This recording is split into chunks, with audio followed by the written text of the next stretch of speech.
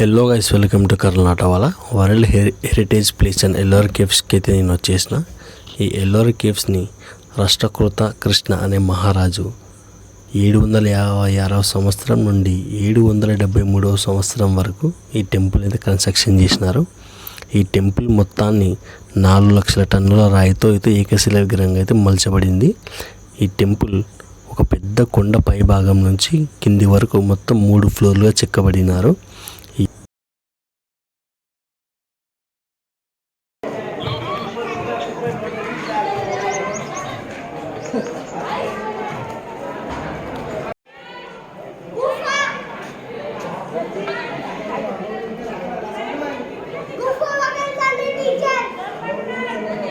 ఇది వచ్చేసి సింహంది. ఇది మొత్తం కూల్చేసినారన్నమాట అప్పుడు ఔరంగజేబు వాళ్ళ టైంలో.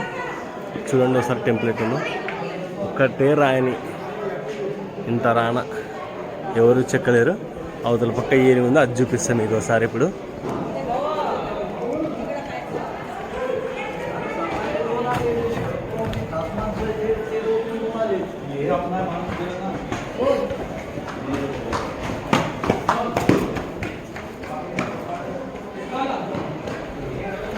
ఏకశిల రాయి, ఏనుగు డిస్ట్రాయ్ చేసేసినారు ఔరంగజేబు అలా టైంలో. పెద్ద స్తూపాలు ఒకటే రాయితో.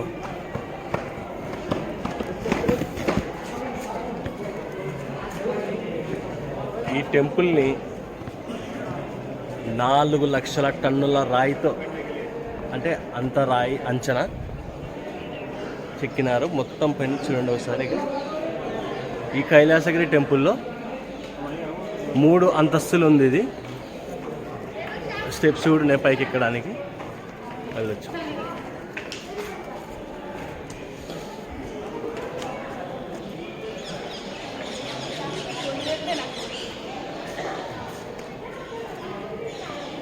మన చెట్టు చూపిస్తాను, చూడండి ఒకసారి.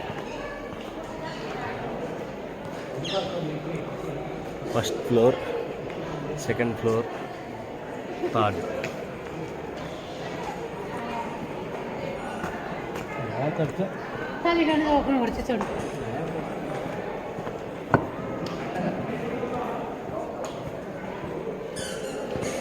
అంతా ఏనుగులు అన్నీ ఉన్నాయి ఇక్కడ.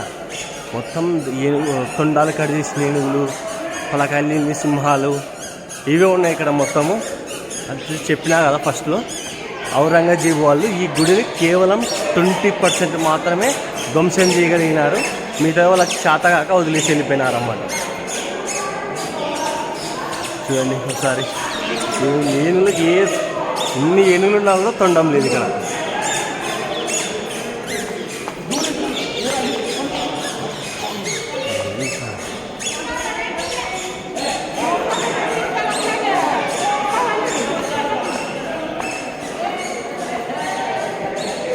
ఇండియా యొక్క చరిత్ర ఎంత గొప్పది, ఎంత పురాతనమైనదంటే మనం చెప్పదలుచుకోలేము, ఇంకా ఎవరం చెప్పలేం. చూడండి ఒకసారి, ఇంత పైనుంచి ఒక సింగిల్ కొండని పైనుంచి మలుచుకొని రావడం ఎంత కష్టము. 20 నుంచి 30 సంవత్సరాల మధ్య ఈ టెంపుల్ మలుచడానికి సరిపోయింది. Okay friends, thank you.